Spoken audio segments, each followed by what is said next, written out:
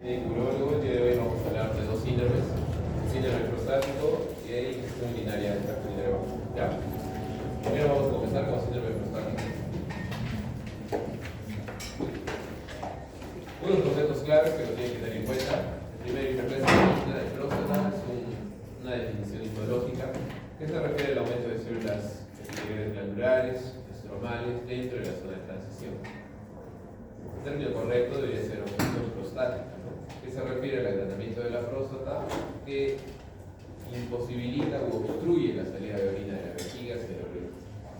Y el otro término que quiero que lo tengan en cuenta son los síntomas del tracto urinario bajo, que pueden dividirse en dos: los síntomas de almacenamiento o irritativos y los síntomas de vaciado o obstructivos, que a la vez se dividen en síntomas de micción y post-miccionales. Desde la positiva vemos que los síntomas del tracto urinario bajo pueden ser causados por múltiples enfermedades. A la cabeza va la hipertensión de próstata, pero también lo puede generar cálculos ureterorestal, tumor de vejiga, estrechez de uretra, cuerpos extraños, infecciones urinarias, vejigas neutrógenicas, tanto hipoactivas o hiperactivas, dolor pélvico crónico, poliuria nocturna, etc. ¿Ya? Para que lo tengan en cuenta sobre sus diagnósticos diferenciados.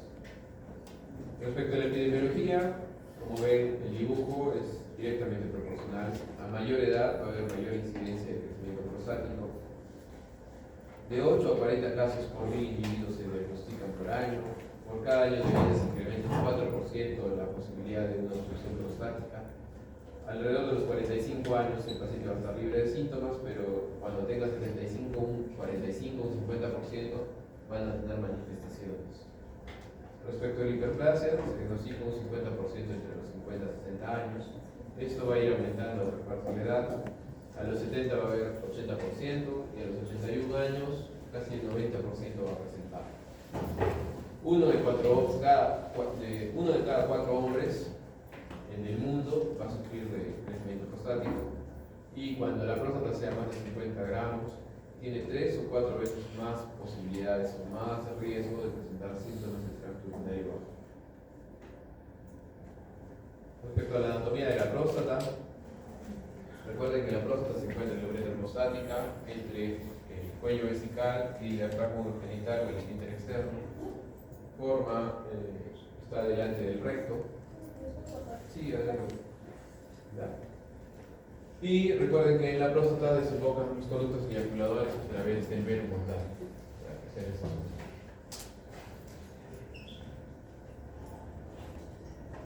En esta diapositiva vemos la irrigación de la próstata, que está irrigada por las arterias prostáticas, que son rama de la vesical inferior y que a su vez es rama del iliac interno.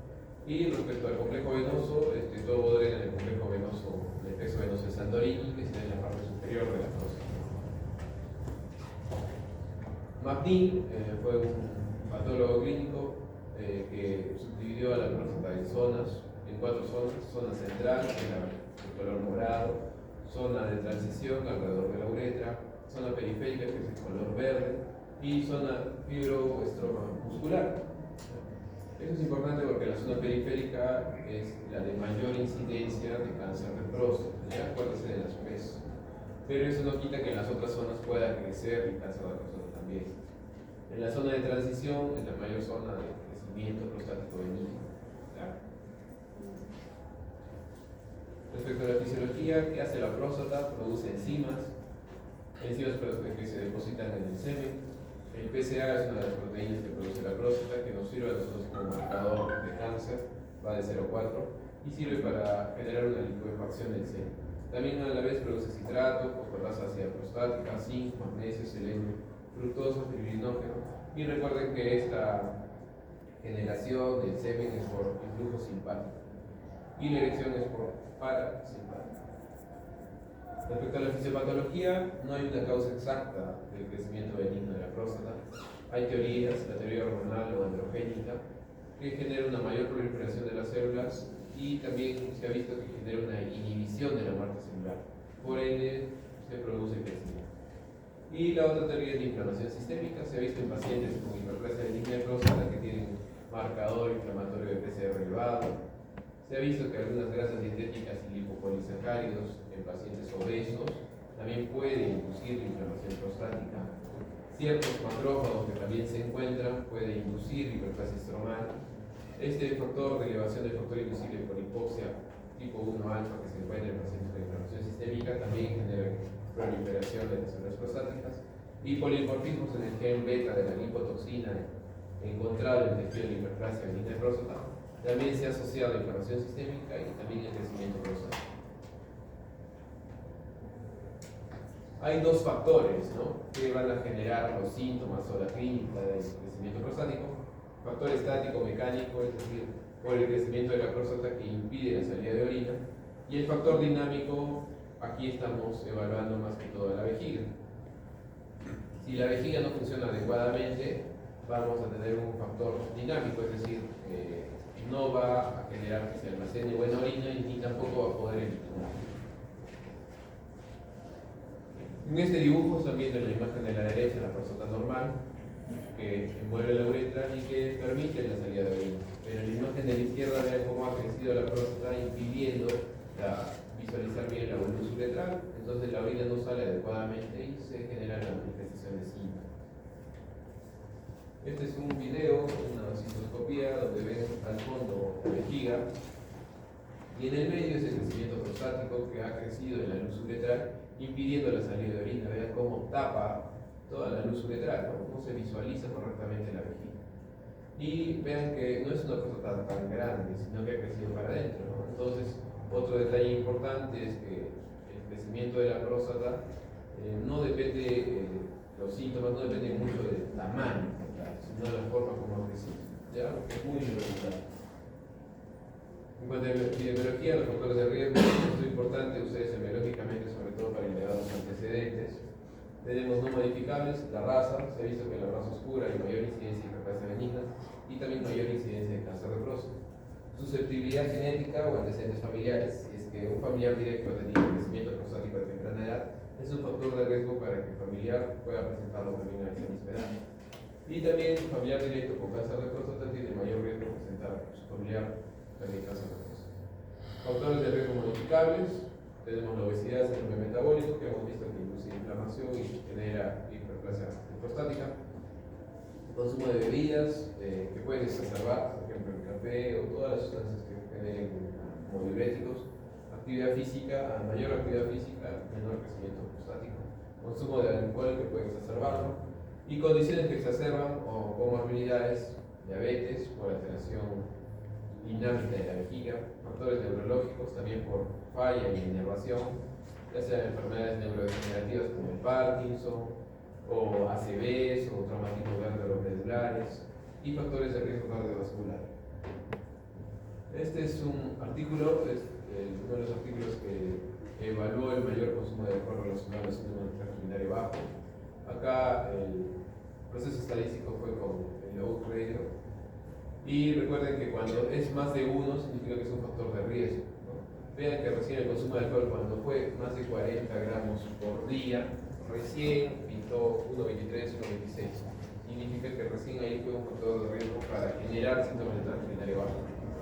Entonces el alcohol no es que haga crecer la próstata, sino que exacerba sus metabolitos o lo inflama y genera los síntomas prostáticos, ¿ya? Pero tiene que ser con un buen consumo de alcohol, ¿ya?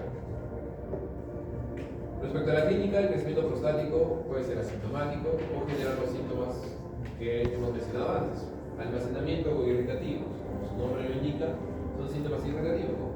De urgencia, polaquiuria, disuria, nicturia o incontinencia. Y los síntomas de vaciado, que se pueden subdividir en micción postmiccional, ¿no? Esfuerzo para orinar, intermitencia, vacilación, sensación de vaciado vesical incompleto, goteo urinario postmiccional o chorro de diapositiva importante, ¿no? Ahora en su libro, los síntomas los describen: disuria, dolor gordor para orinar, esto ya ustedes lo saben, lo que se enseña uno, y lo pueden generar diferentes enfermedades, ¿no? Ya sea de la vejiga, del uretra o de la próstata. También menciona la polaquiuria, que es aumento de la frecuencia sin elevar el volumen urinario, ¿no? Recuerden, si es que aumenta el volumen urinario, tiene el nombre de poliuria, diferente. La polaquiuria también puede generar la hiperplasia benigna o cualquier otra enfermedad inflamatoria, factores de industria química o Tenemos la persistencia del deseo o la sensación insatisfecha de haber evacuado completamente. Retención vesical, que también lo menciona en el libro, imposibilidad de completamente evacuar. Esta obstrucción puede estar en primer lugar por la hiperplasia, pero también hay otras enfermedades, como estrechez de uretra, cálculo, hematuria o lesiones traumáticas uretrales. Las complicaciones del crecimiento benigno, en primer lugar, la retención aguda de orina, que la obstrucción crónica puede generar un daño renal. Puede generar esto infecciones del tracto urinario con éstasis urinaria. Esta misma éstasis puede generar cálculos en la vejiga y generar litiasis. Y los divertículos de vejiga, ¿no? Ustedes en la llanta a veces genera cierta producción, ¿no? Por ejemplo, la llanta de la bicicleta misma. Es lo mismo en la vejiga, ¿no? Se genera ciertos divertículos por la fuerza que hace para tratar de vencer y que salga la luz. En esta imagen del Lecker estamos viendo primero los riñones producen la orina, baja por los uréteres, se queda de la vejiga y de la vejiga lo eliminamos. En esta imagen en especial, vean que hay un crecimiento prostático. Este crecimiento prostático, en primer lugar, ¿qué es lo que ha generado en la vejiga? La vejiga tiene el músculo detrusor, entonces imagínense que este músculo haga fuerza, cada vez se esfuerce más, entonces ¿qué va a pasar? Se va a engrosar. Entonces vamos a encontrar una vejiga engrosada. Y a la vez, los divertículos, trabéculas o cenas, que es lo que está viendo en la imagen del fondo. Si a pesar de esto el paciente no toma las medidas adecuadas, va a generar una hidronefrosis bilateral o con dilatación ureteral bilateral. Acá la hidronefrosis es bilateral. Y a la vez puede generar infecciones urinarias o incluso uretritis. Hay información de características. También en su libro está el placebo de hematuria, es la eliminación de orina con sangre, densidad microscópica, que son 13, con más de 4 eritrocitos por campo, macroscópica cuando ya lo visualiza. La etiología puede ser causa nefrológica por glomerulopatías o urológica, ya sea por hiperplasia, por traumatismo, por cálculos, por tumor, sobre todo tumor de vejiga, tumor de riñón, tumor ureteral, tumor uroterial, o causa infecciosa. El diagnóstico, importante la historia clínica, los antecedentes, el examen físico. Se pueden abordar exámenes moleculares como un sedimento, o imagenológicos como una ecografía y el gol estándar como Eurotemo, una tomografía con contraste y la radiológica. Y si es que a pesar de eso ya descartaron las pruebas urológicas, tienen que descartar las glomerulopatías y ahí se pueden apoyar como biopsia renal. También en su libro está el paciente con obstrucción urinaria. El diagnóstico, mayormente la causa es por hiperplasia de próstata, pero también en algunas ocasiones puede haber valos uretrales. Esto normalmente se diagnostica en recién nacidos, que son como unas especies de rompemuelles en la zona de la uretra que impiden que la orina salga. Estenosis de la uretra, neoplasias, vejigas heterogénicas por la diabetes, litiasis, se salió la litiasis uretral, enfermedades poliquísticas, compromisos ureterales, o tumores de ovario, de cervix, de útero, de forma que puede senosar el uréter o comprimirlo y generar una obstrucción. Es importante la historia clínica, el examen físico, los antecedentes, estudios imagenológicos que se relacionan con la ecografía o tomografía. Ahora, respecto al diagnóstico de crecimiento prostático, hiperplasia benigna, en primer lugar, la historia clínica, los síntomas y antecedentes. Importante realizar la valoración de síntomas prostáticos en la escala que vamos a ver en la exposición posterior. Y también recomiendo el diario miccional. El diario miccional se le pide al paciente, sobre todo cuando no tenemos un diagnóstico claro, se le pide que anote cada vez que va al baño y la cantidad que hace. Entonces eso nos ayuda a nosotros para tener algo más objetivo. Esta es la puntuación de síntomas urinarios que utilizamos en urología, la puntuación internacional de síntomas de próstata. Son 7 preguntas que están relacionadas a los síntomas frecuentes de crecimiento. Por ejemplo, la número 5, durante el último mes, ¿con qué frecuencia ha tenido usted el chorro urinario débil? Y le preguntan al paciente nunca, si ha sido menos de una vez, menos de la mitad del tiempo, o la mitad, o más de la mitad, o casi siempre. Eso les va a dar un puntaje, no va de 0 a 5. Como son 7 preguntas, el puntaje máximo sería 35. Cuando son síntomas graves, va de 20 a 35. Síntomas moderados de 8 a 19 y síntomas leves de 0 a 5. Y además hay una pregunta extra que es para ver calidad de vida. Si es que se le pregunta al paciente si pasarías el resto de tu vida con esa condición, ¿cómo te sentirías al respecto? ¿No? Sobre todo para evaluar si es que realmente le está afectando o no. Si es que el paciente no es muy letrado, también hay dibujos que también nos ayudan a evaluar objetivamente los síntomas del tracto urinario bajo. Ya, la diapositiva anterior, importante. ¿Ya?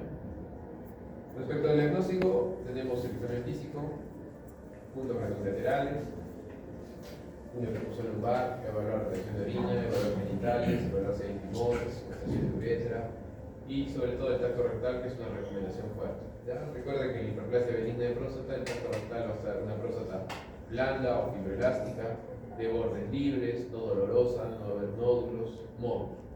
En cambio, en un cáncer, es una próstata dura o pétrea, poco móvil, bordes tomados.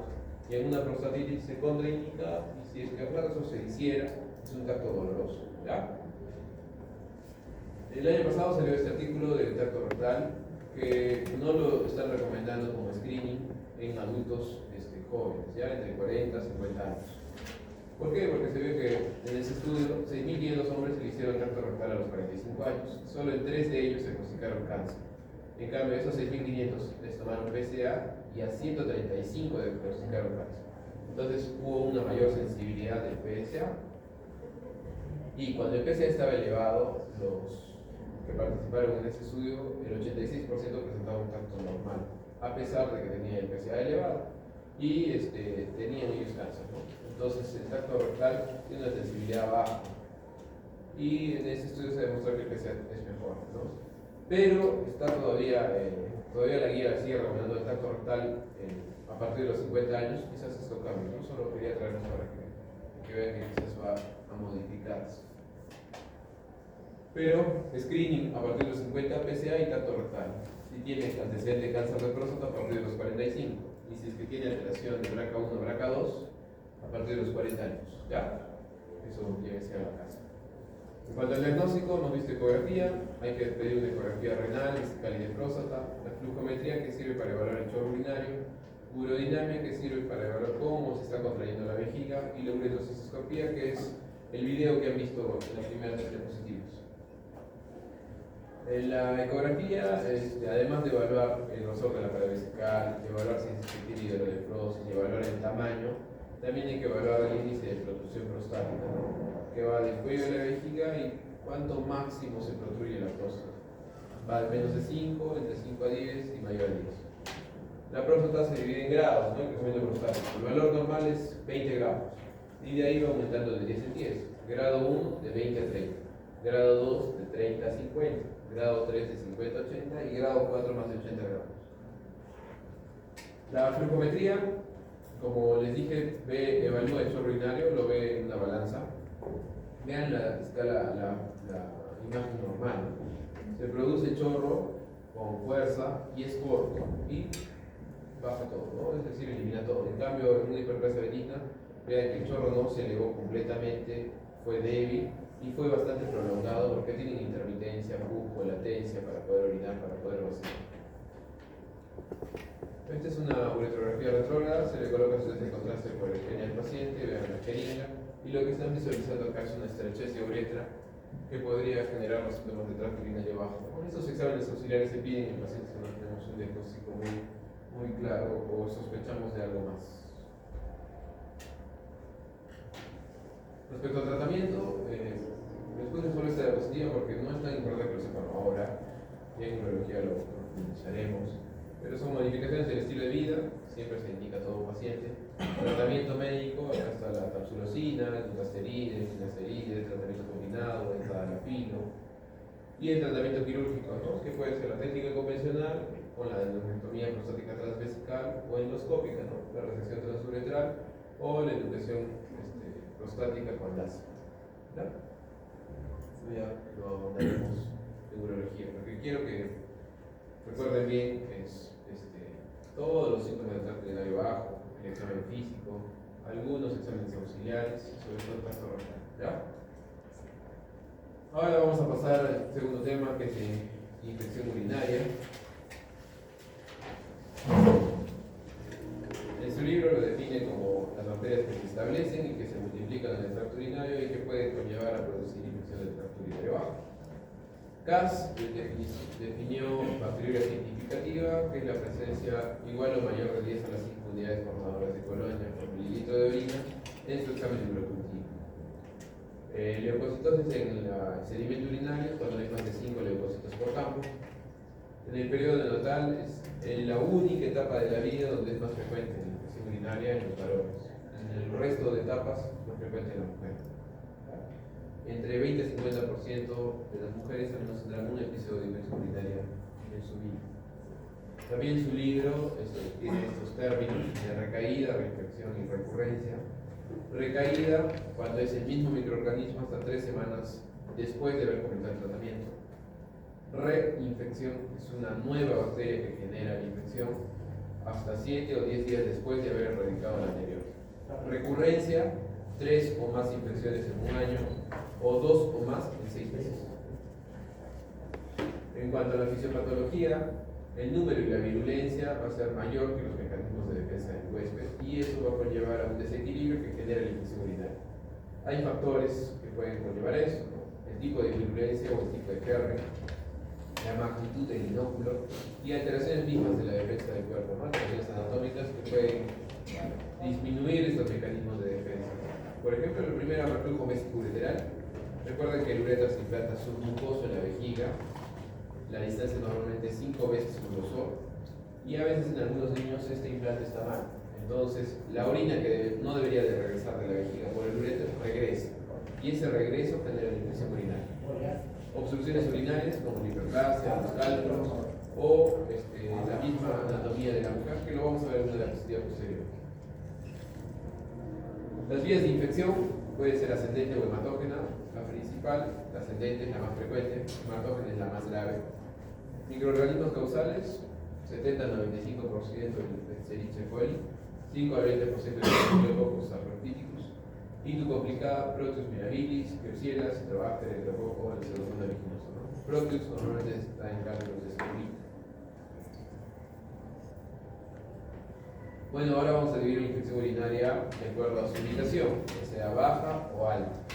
Baja cuando compromete vejiga y uretra, que se denomina cistitis, ¿ya? En las mujeres es lo más común, de mayor incidencia, es por la anatomía corta de la uretra, por la distancia cercana de la uretra al ano y otros factores, ¿no? Inicio de relaciones sexuales, útiles parejas sexuales, utilización de espermicidas, diafragmas, mal aseo genital y comorbilidades como diabetes, pacientes postmenopáusicas que tienen menor influjo hormonal, atrofia vaginal o anomalías estructurales o funcionales. La clínica, diapositiva importante. La infección urinaria baja genera disuria, polaquiuria, tenesmo, molestia, dolor supracúbico, urgencia para orinar, hematuria. ¿Ya? Son síntomas típicos de una infección urinaria baja. En adultos mayores quizás no va a manifestar estos síntomas y manifieste más confusión o obnubilación.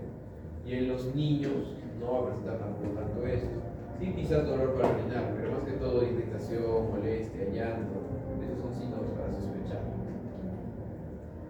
En cuanto al tratamiento, normalmente podemos aplicar nitrofurantoína, tiene buena sensibilidad, alguna aminoglucosa como la vitacina, tener cuidado que es nefrotóxico o metotóxico, el cotrimoxazol, el cotrimoxazol, flometoxazol y la fosfomicina que también tiene buena sensibilidad. Todo lo verán con mayor frecuencia en fármaco o en terapeuta, o en urea también lo vamos a profundizar.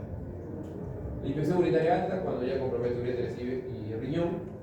La principal o la más frecuente, como les mencioné, es ascendente, pero la más peligrosa es la hematógena, que conlleva un deterioro de los riñones por bacteriemia. Y acá, diapositiva importante, esos son los síntomas, ¿no? Son síntomas más generales: fiebre, sensación de alza térmica, escalofríos, dolor en la zona lumbar, náuseas, vómitos, síntomas inespecíficos como dolor en el epigastrio o en el abdomen inferior. Y solo 1/3 de los casos van a presentar síntomas del tracto urinario bajo, es decir, los anteriores: disumuria, tenesmo, polaquiuria, etc. ¿Ya? Más que todo son síntomas generales. Las complicaciones de una infección urinaria alta: bacteriemia, sepsis, falla renal. Si es que no hacemos nada con la pielonefritis, puede generar absceso perirrenal, absceso córtico-medular, y esto puede llevar a una pielonefritis tanto granulomatosa o emfisema con necrosis papilar y el riñón se pierde. Eso normalmente ocurre en pacientes con otras comorbilidades. Para el tratamiento son antibióticos un poco más fuertes, quinolonas como el levofloxacino, ceftriaxona, una ceftriaxona de tercera generación, aminoglucósidos o incluso carbapenem, ¿no? Meropenem o piperacilina tazobactam, ¿no? Ya son manejo hospitalario y hay que resolver el problema de fondo. Quizás es una diabetes mal controlada, o presenta cálculos, o una estrechez, o algo extra que está generando esto. Según la complejidad, también lo divide su libro. Primero en bacteriuria asintomática, que son más de 10 a las 5 unidades comparadas de colonia, sin síntomas, es decir, el paciente no manifiesta síntomas. En este tipo de pacientes no se debería dar tratamiento antibiótico. ¿Ya? Digamos que viene un paciente con su sonda vesical, le toman una muestra de orina y quizás sale bacteriuria, pero no tiene síntomas el abuelito. Entonces no necesita dar antibiótico. Solo en 3 casos. Si es una gestante, si es que se va a someter a algún trasplante o si es que se le va a hacer algún procedimiento urológico. ¿Ya? Infecciones urinarias no complicadas, puede ser alta o baja y no tiene comorbilidades. En cambio, una complicada tiene síntomas generales, pero además son o edades extremas o tiene comorbilidades, ya sea diabetes, alguna falla neurológica o algo extra que esté conllevando a eso, ¿no? Y sus riesgos y complicaciones son mayores que obviamente que una no complicada. Da un cuadro resumen de lo que les he mencionado antes, no complicada, complicada. Y respecto al diagnóstico, el diagnóstico es clínico, recuerdo a su anamnesis. El análisis de orina, un sedimento urinario, recuerda, leucocitos más de 5 por campo, puede asociarse a piuria, puede asociarse a bacteriuria. Otro indicador son nitritos positivos y esterasa leucocitaria positiva. Se recomienda que este análisis de orina sea a la primera de la mañana y recolectar a la mitad de la micción. Además pueden pedir un urocultivo que les va a ayudar para ver la bacteria ya que es sensible. Y si es que fuese una infección urinaria alta, pueden pedir hemograma para ver leucocitosis, marcadores inflamatorios como PCR, procalcitonina, BCG.